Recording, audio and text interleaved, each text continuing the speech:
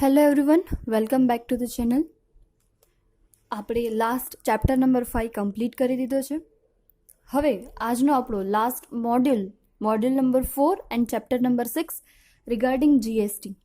Okay, તો આ ચેપ્ટરમાં તમને સમ્સ કરતાં વધારે પડતી થિયરી છે એ પૂછાશે, બરાબર. તો જેટલી આપણે ઇમ્પોર્ટન્ટ થિયરી છે એ થિયરી આપણે જોશું.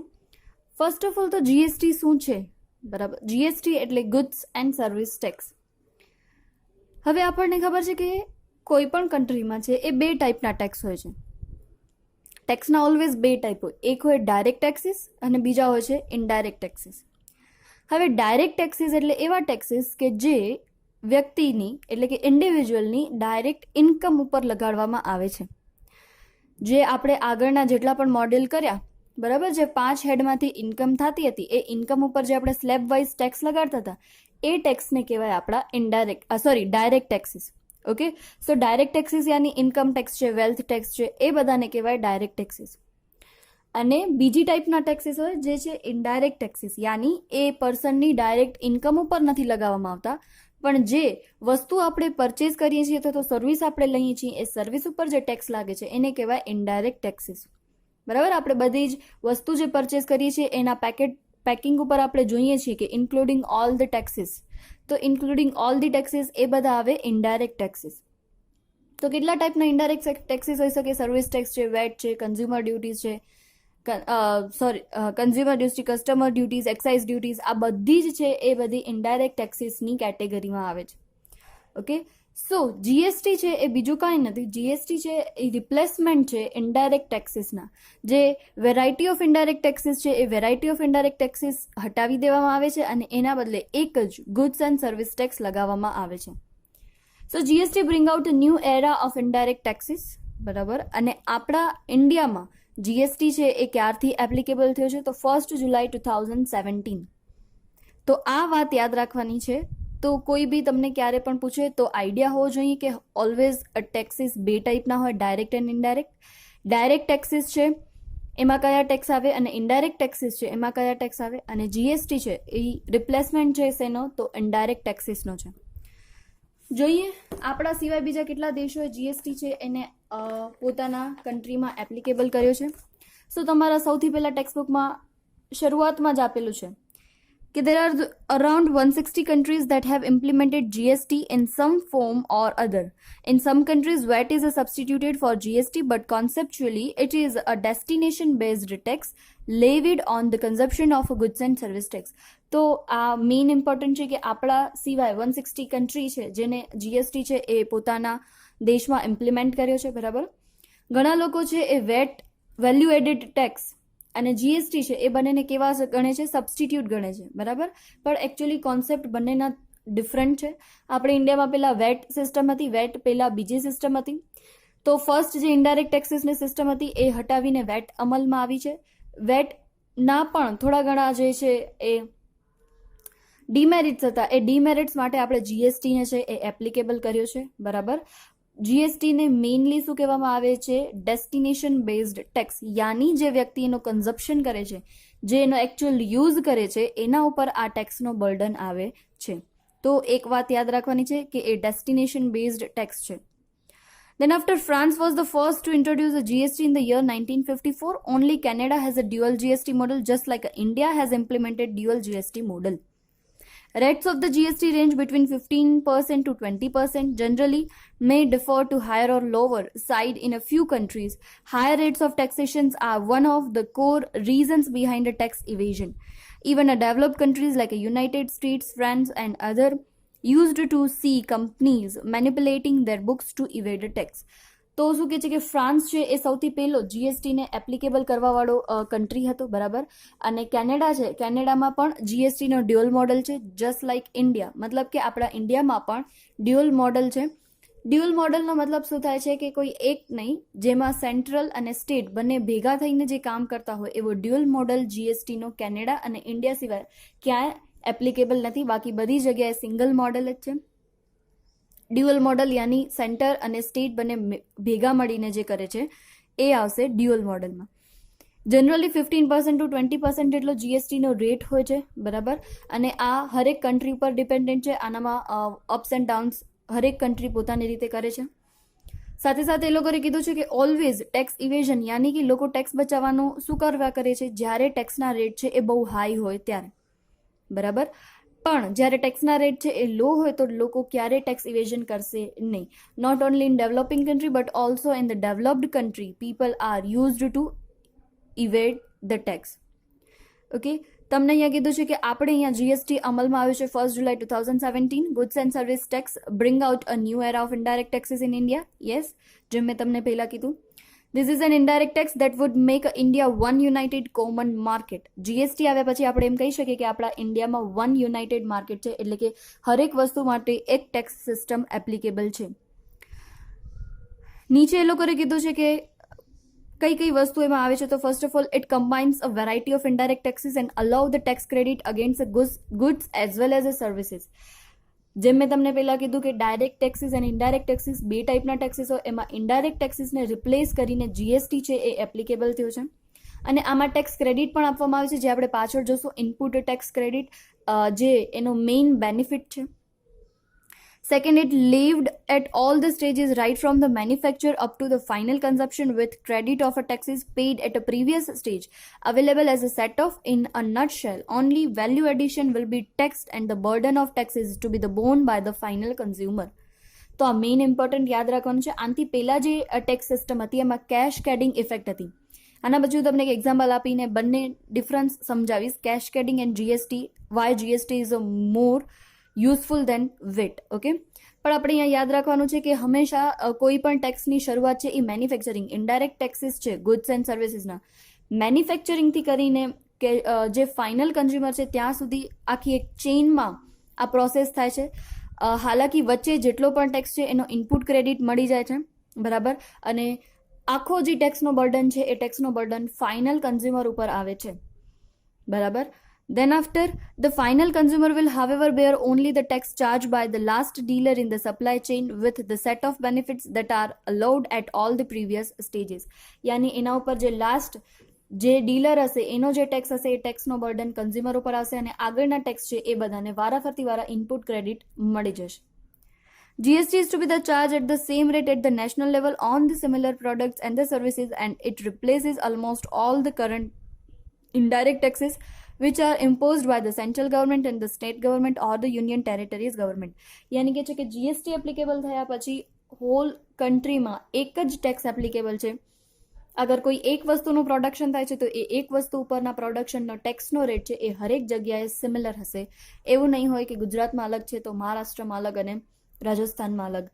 બધી જગ્યાએ સેમ ટેક્સ રેટ લાગુ પડશે. અને આ છે એ રિપ્લેસમેન્ટ છે.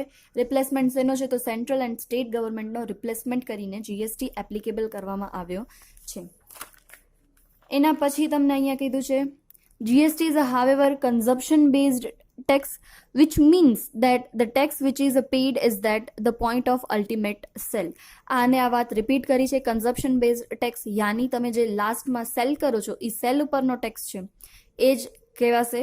So it is a consumption based tax. The tax would accrue to that taxing authority which has a jurisdictions over the place of consumption, which is also termed as a place of supply. યાની આ tax છે એ કોને મળશે? તો જ્યાં વસ્તુ છે, જ્યાં supply છે, પ્લેસ ઓફ સપ્લાય, યાની જે સ્ટેટ પાસે એનો સપ્લાય હશે, જે સ્ટેટ સપ્લાય કરશે, બરાબર, એને આ શું મળશે? એ ઓથોરિટીને એનો ટેક્સનો મળશે. Taxpayer with an aggregate turnover of rupees 40 lakhs would be exempted from tax. For North India state and the Sikkim, the exemption would be 20 lakhs. યાની જીએસટીમાં 40 lakh સુધી કોઈ જ ટેક્સ નથી. દેન આફ્ટર એ લોકોને ટેક્સ પડશે ટર્નઓવર ઉપર. અને નોર્થ ઇન્ડિયા જે states છે એ બધામાં આ લિમિટેશન 20 લાખ સુધીની કરી દીધી છે. અને જે 20 લાખથી વધારે જેની સર્વિસ માટે એ લોકોએ કીધું છે anyone selling a goods or providing services worth more than 20 lakh must get registered under GST. યાની જે સર્વિસ પ્રોવાઇડર છે એ 20 લાખથી વધારે જો એની ઇન્કમ થતી હશે તો એને જીએસટી અંડર રજિસ્ટ્રેશન કરાવવું પડશે. તો આ ઇમ્પોર્ટન્ટ વસ્તુઓ હતી જીએસટી રિલેટેડ. હવે આપણે જોઈએ કે પ્રીવિયસ મેથડ છે એના કરતાં જીએસટી છે એ શું કામ વધારે સારું છે, બરાબર. કોઈ પણ વસ્તુ મેન્યુફેક્ચરિંગની શરૂઆત થાય તો એ પ્રોડ્યુસર એક ચેઇનમાં સપ્લાય થાય છે, પ્રોડ્યુસર પાસેથી હોલસેલર પાસે જાય, હોલસેલર પાસેથી રિટેલર પાસે, અને રિટેલર પાસેથી કન્ઝ્યુમર પાસે આવે છે, બરાબર. સૌથી પહેલા પ્રીવિયસ સિસ્ટમ સમજીએ જેમાં કેસ્કેડિંગની ઇફેક્ટ વધારે હતી. દેટ્સ વાય જીએસટી ઇમ્પોર્ટન્ટ હતું. શું હતું? સપોઝ કે પ્રોડ્યુસર છે 50 રૂપીઝનો રો મટીરિયલ પરચેઝ કરે છે, 50 રૂપીઝનો રો મટીરિયલ પરચેઝ કરી અને 50 રૂપીઝ એમાં વેલ્યુ એડ કરે છે, મતલબ કે પોતે એના ઉપર રો મટીરિયલ ઉપર કામ કરે છે. તો હવે જે એના પાસે પ્રોડક્ટ છે એની એકચ્યુઅલ વેલ્યુ કેટલી થઈ ગઈ છે? 100 રૂપીઝ છે. હવે પ્રોડ્યુસર છે 100 રૂપીઝની વસ્તુ છે એ હોલસેલરને સેલ કરવા જશે ત્યારે એને શું પે કરવો પડશે? ટેક્સ પેમેન્ટ કરવો પડશે. સપોઝ અહીંયા આપણે ધારી લઈએ છીએ કે ટેક્સ રેટ એ 10% છે, તો 100 રૂપીઝ ઉપર 10% એ ટેક્સ પેમેન્ટ કરશે, એટલે વસ્તુ એ હોલસેલરને કેટલામાં આવશે? 110માં આપશે. હોલસેલર પાસે જે વસ્તુ આવે છે 110ની, એ એનામાં વેલ્યુ એડિશન કરે છે 10 રૂપિયાનો, યાની પોતાનો પ્રોફિટ એડ કરે છે, યા તો વેલ્યુ એડ કરે છે 10 રૂપિયાની. તો અહીંયા કને શું થઈ જશે? હવે વસ્તુની પ્રાઇસ 110 પ્લસ 10 એટલે 120. તો 120 ઉપર શું થશે? ટેક્સ લાગશે, જે થશે 12 રૂપીઝ, બરાબર. તો ઓલરેડી 100 રૂપિયા ઉપર તો આપણે ટેક્સ આપી દીધો છે, પાછા વળી 10 રૂપિયા એડ કર્યા, એનામાં પણ આપણે શું કર્યું? 100 રૂપિયા અને બીજા જે 10 રૂપિયા એડ કર્યા એના બંને ઉપર આપણે અહીંયા કને ટેક્સ પેમેન્ટ કરીએ છીએ. એટલે અહીંયા કને શું થાય છે? કેશ કેડિંગ થાય છે, ટેક્સ ઓન ટેક્સ. ઓલરેડી એક 100 રૂપીઝ ઉપર આપણે ટેક્સ ભરી દીધો, પાછો એ જ 100 રૂપીઝ ઉપર આપણે નીચે ટેક્સ પેમેન્ટ કરીએ છીએ. યસ, તો અહીંયા કને ટેક્સ ઓન ટેક્સની સિસ્ટમ હતી. સો 120 ઉપર જ્યારે વેચવા જશે ત્યારે એને પણ 10% ટેક્સ આપવો પડશે, 12 રૂપીઝ. સો 130 એ રિટેલરને પેમેન્ટ, રિટેલરને એટલા ભાવે વેચશે. હવે રિટેલર છે એ પોતાની વેલ્યુ એડ કરે છે 10 રૂપિયાની. હવે 10 રૂપિયાની વેલ્યુ એડ કરે છે તો 132માં એને મળી હતી, 10 રૂપિયાની પોતાની વેલ્યુ એડ કરી તો ટોટલ થયા 142. હવે આ 142 ઉપર ફરીથી ટેક્સ પેમેન્ટ કરશે, યાની 100 ઉપર ઓલરેડી પેમેન્ટ થઈ ગયો હતો, એના પછી 120 ઉપર પણ પેમેન્ટ થયો અને ફરીથી 142 ઉપર ટેક્સનો પેમેન્ટ થશે. એટલે આ વસ્તુ છે જે 100 રૂપીઝની હતી એ કન્ઝ્યુમર પાસે પહોંચતા કેટલા રૂપિયાની થઈ જશે? 156.2 રૂપીઝની. આ tax on tax cascading જે ઇફેક્ટ હતી એ પ્રીવિયસ ટેક્સ સિસ્ટમમાં હતી, એ દૂર કરવા માટે જીએસટી એપ્લિકેબલ થયું. જીએસટીમાં શું કરવામાં આવ્યું છે? તો જીએસટીમાં જો 50 રૂપીઝનો પ્રોડ્યુસર છે એ રો મટીરિયલ પરચેસ કરે છે, એ રો મટીરિયલ ઉપર પોતે 50ની વેલ્યુ એડિશન કરે છે. જીએસટીમાં ઓનલી વેલ્યુ એડિશન ટેક્સ ઉપર જ પેમેન્ટ કરવામાં આવે છે. તો હવે એને 50 ઉપર જે પોતાની વેલ્યુ એડિશન કરી છે એ વેલ્યુ એડિશનના ઉપર જ ટેક્સ પેમેન્ટ થશે. એટલે ટોટલ વસ્તુ છે raw material plus 50 value added, 100 રૂપિયાની વસ્તુ છે, પણ 100 રૂપિયાની વસ્તુ પર એ કેટલો ટેક્સ પેમેન્ટ કરશે? જેટલી એને વેલ્યુ એડ કરી હશે એટલું. યાની એને 50ની વેલ્યુ એડ કરી છે તો 50 ઉપર 10% that is 5 rupees A payment કરશે. સો 100 પ્લસ 5 105માં પ્રોડ્યુસર છે હોલસેલરને સેલ કરશે. હોલસેલર છે એ પોતાની વસ્તુમાં શું કરે છે? 10 રૂપિયાની વેલ્યુ એડિશન કરે છે. વેલ્યુ એડિશન કરીને એ વસ્તુ થઈ જશે 115ની. પણ હોલસેલરે કેટલા રૂપીઝની વેલ્યુ એડિશન કરી છે? 10 રૂપિયાની. તો એ ટેક્સ કેટલા ઉપર પેમેન્ટ કરશે? 10 રૂપિયા ઉપર. સો 10 રૂપિયાના 10% એટલે 1 રૂપીઝ જ ટેક્સ થશે. સો હોલસેલર છે એ 115ની વસ્તુ પર 1 રૂપીઝ ટેક્સ પેમેન્ટ કરી એટલે 116, અને 116 છે એ રિટેલર પાસે આવશે. સિમિલર રિટેલર પણ શું કરે છે? એ વસ્તુ પર 10 રૂપિયાનો વેલ્યુ એડિશન કરે છે. તો અમાઉન્ટ કેટલી થશે? 116 એને હોલસેલર પાસેથી પરચેસ કરી, 10 રૂપિયાની પોતે વેલ્યુ એડ કરી એટલે 126, અને 126માં જેને એની વેલ્યુ એડ કરી હતી 10 રૂપિયાની એના ઉપર 10% એટલે કે 1 રૂપિયો ટેક્સ પેમેન્ટ કરશે. સો હવે આ વસ્તુ છે કન્ઝ્યુમરને 127માં મળશે, બરાબર. તો પહેલા જે સિસ્ટમ હતી એમાં 156.2 રૂપીઝમાં કન્ઝ્યુમરને આવતી હતી, હવે 127માં આવે છે. તો તમે જોઈ શકો છો કે કેટલો ડિફરન્સ આવે છે ટેક્સના લીધે, બરાબર. આ મેં તમને એકદમ સિમ્પલ મેથડ સમજાવી છે. આમાં આપણે ઇનપુટ ટેક્સ ક્રેડિટ અમલમાં નથી લીધો, આપણે પાછળ જોશું ઇનપુટ ટેક્સ ક્રેડિટની મેથડ, બરાબર. આ એકદમ સિમ્પલ વે રાખ્યું છે કે જેથી તમને જીએસટીનો કોન્સેપ્ટ ક્લિયરલી સમજાઈ જાય. ક્લિયર છે?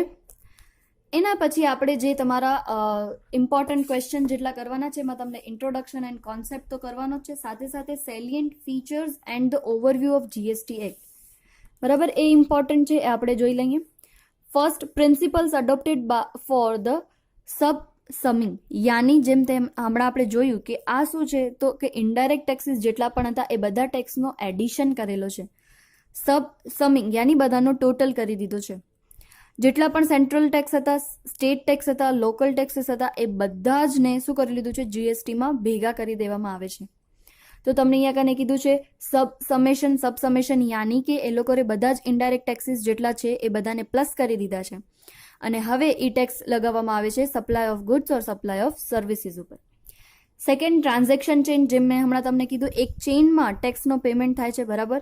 મેન્યુફેક્ચરર હોય યાની પ્રોડ્યુસર છે એ હોલસેલર એ રિટેલર છે એ કન્ઝ્યુમરને આપશે અને ડેસ્ટિનેશન બેઝ છે એટલે કન્ઝ્યુમર છે એનો ફાઇનલ શું થશે ટેક્સ પેયર થશે. Then after free flow of taxes, the subsummation should result in a free flow of tax credit in intra and the interstate level. યાની એક સ્ટેટ અને બીજા સ્ટેટ વચ્ચે ટ્રાન્ઝેક્શન થાય છે એમાં પણ સ્મૂથનેસ છે અને એક સ્ટેટની અંદર જ જો ટ્રાન્ઝેક્શન થાય છે તો એમાં પણ સ્મૂથનેસ છે.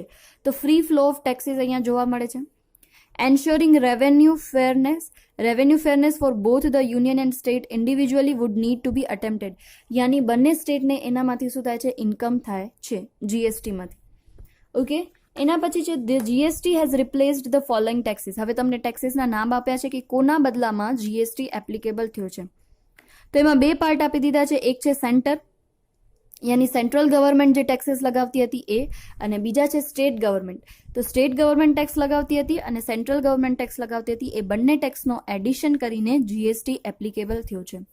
So central excise duties of excise જેમાં medical and toilet preparations, additional duties of excise goods of a special importance, additional duties of excise textile and textile products, additional duties of customs commodity known as a CVD, special additional duty of customs SAD and service tax. આ central government દ્વારા tax લગાવવામાં આવતા હતા, આ બધા જ tax replace થઈને GST આવી ગયો છે.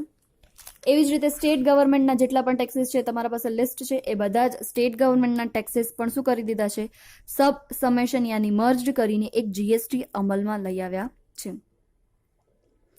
એના પછી છે commodities kept outside the view of the GST યાની કઈ વસ્તુઓ છે એ જીએસટીમાં એપ્લિકેબલ નથી થતી, જીએસટી જેને એપ્લિકેબલ ન થતી હોય એવી. So article 366 12A of the constitution as amended by 101 Constitutional Amendment Act 2016 define the goods and service tax as an tax on the supply of a goods or services or both except. યાની 101 જે amendment થયો છે GST related એમાં બધી જ services અને ગુડ્સના supply ઉપર tax લગાવવામાં આવે છે પણ નીચેની જે ત્રણ વસ્તુ છે એના ઉપર ટેક્સ લાગતો નથી. ફર્સ્ટ છે supply of alcoholic liquor for human consumption. So alcohol for human consumption is a kept out of the GST by way of definition of goods on constitution. યાની જીએસટીમાં આલ્કોહોલ ઉપર ટેક્સ લગાવવામાં આવતો નથી, યાની GST લગાવવામાં નથી આવતો. તો શું આલ્કોહોલ છે એ ટેક્સ ફ્રી છે? ના, આલ્કોહોલ ટેક્સ ફ્રી નથી. આલ્કોહોલ છે એના ઉપર વેટ સિસ્ટમ જ હજી એપ્લિકેબલ છે, એનામાં જીએસટી એપ્લિકેબલ છે નહીં. જે આપણી આનાથી પહેલાંની સિસ્ટમ હતી વેટની સિસ્ટમ, એ વેટની સિસ્ટમ જ આના ઉપર એપ્લિકેબલ થશે.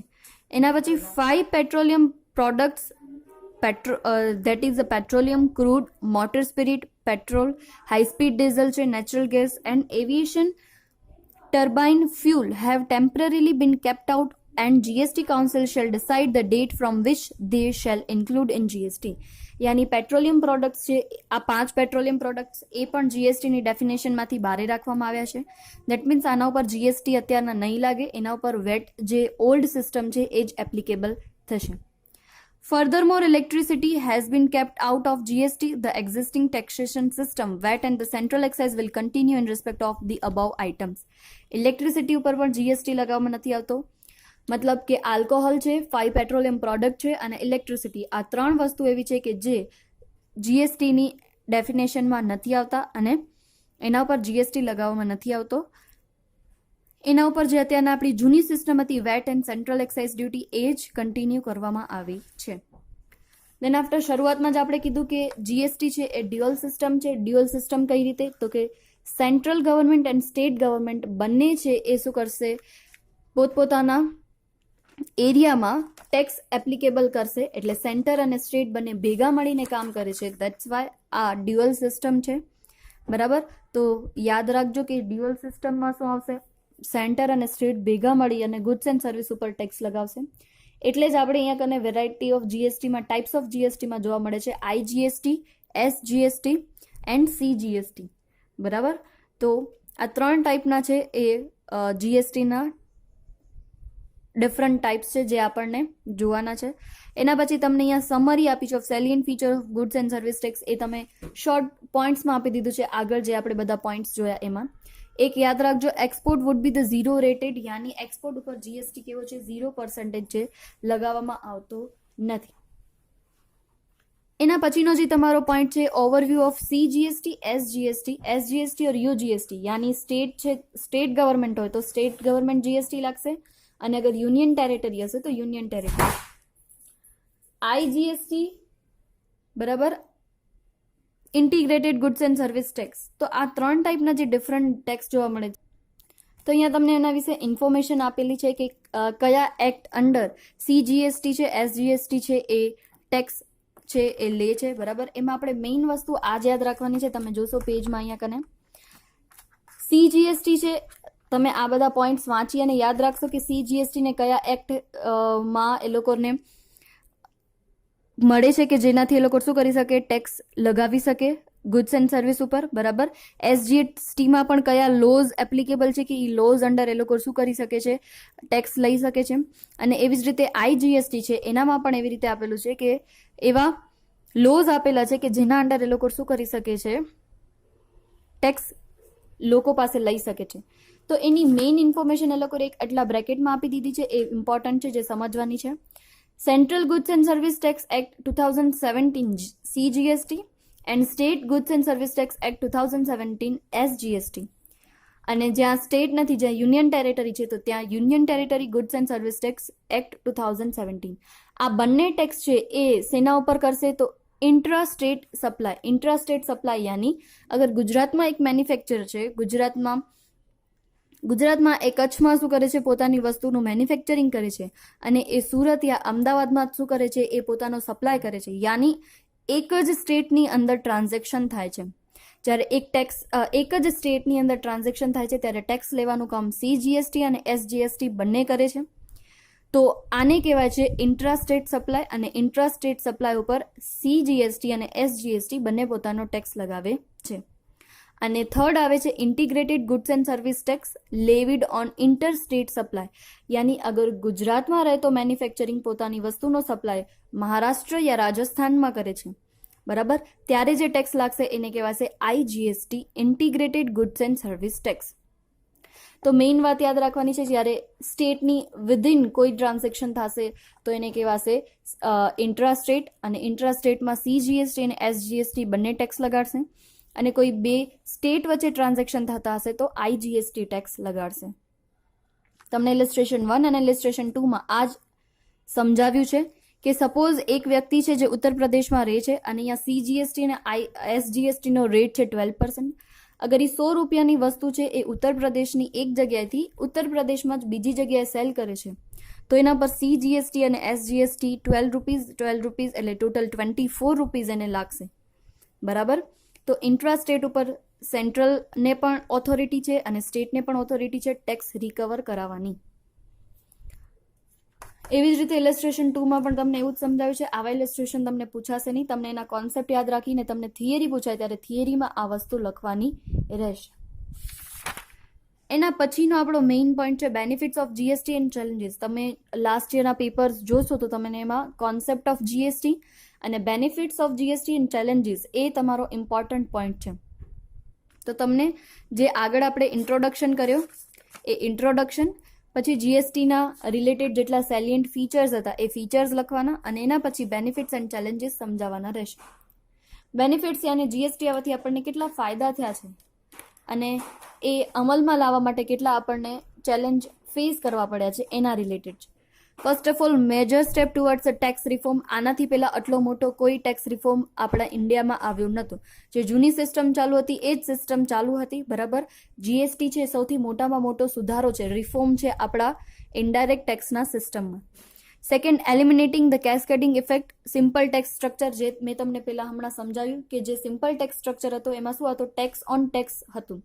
એ ટેક્સ ઓન ટેક્સના લીધે શું થતું હતું, વસ્તુ વધારે મોંઘી થતી હતી.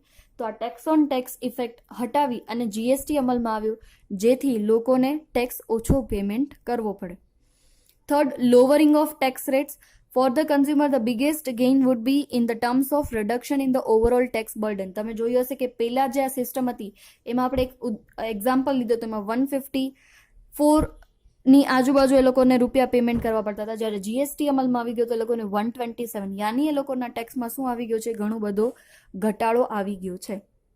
દેન after increase in global competitiveness. Global competitiveness યાની કે હરેક જગ્યાએ એક સરખા જ ભાવ હશે, એવું નહીં હોય કે ક્યાંક વધારે અને ક્યાંક ઓછા, બરાબર. તો ડોમેસ્ટિક એન્ડ ઇન્ટરનેશનલ માર્કેટ આપણી બંને કેવી થઈ જશે, કોમ્પિટિટિવ થઈ જશે, કારણ કે બધી જગ્યાએથી માલ આપણી એ માર્કેટમાં આવશે અને પ્રાઇસ બધાના કેવા હશે, સેમ હશે. Increase in a tax revenue and GDP. GST applicable થયો એના લીધે ટેક્સ ઇવેઝન છે એ ઘટી ગયો છે, કારણ કે એનામાં એક કમ્પલસરી ચેઇનમાં હાલવું પડે છે. અગર પ્રોડ્યુસર, હોલસેલર અને રિટેલર, હોલસેલર વચ્ચેથી ના કહી દેશે કે હું જીએસટી પેમેન્ટ નહીં કરું, તો પ્રોડ્યુસર છે એને માલ નહીં વેચે અને જે રિટેલર હતો એ હોલસેલર પાસેથી માલ પરચેઝ નહીં કરે, કારણ કે જો એ લોકોને ઇનપુટ ટેક્સ ક્રેડિટનો બેનિફિટ લેવો હશે તો જેટલી પણ ચેઇન છે એ બધી ચેઇનના વચ્ચે જેટલા મેમ્બર આવે છે એ બધાને જીએસટી પેમેન્ટ કમ્પલસરી છે. જો વચ્ચે કોઈ પણ હોલસેલર એમ કહી દે કે હું જીએસટી પેમેન્ટ નહીં કરું તો ઉहाँથી ચેઇન બ્રેક થઈ જાય છે અને રિટેલર અને પ્રોડ્યુસર બંનેને ટેક્સ ક્રેડિટ નહીં મળે. જો આવું થશે તો વચ્ચેના લોકોને એ લોકો સેલ જ નહીં કરે, એટલે વચ્ચેથી જે લોકો કર ચોરી કરતા હતા, બચાવતા હતા, એ શું થઈ જશે, સ્ટોપ થઈ જશે, કારણ કે એ લોકો બધા હોલસેલરને કહેશે કે અગર તને અમારા પાસેથી વસ્તુ લેવી હોય તો જીએસટી પેમેન્ટ કરવું પડશે. તો કોઈ પણ વ્યક્તિ છે એ વચ્ચેથી ટેક્સ ભરવાનું નહીં કરી શકે, કારણ કે એના લીધે ઇનપુટ ટેક્સ ક્રેડિટની જે ફેસિલિટી હશે એ શું થઈ જશે, સ્ટોપ થઈ જશે. સો આપણો જે ટેક્સ ઇવેઝન થતો હતો એ બચી જશે.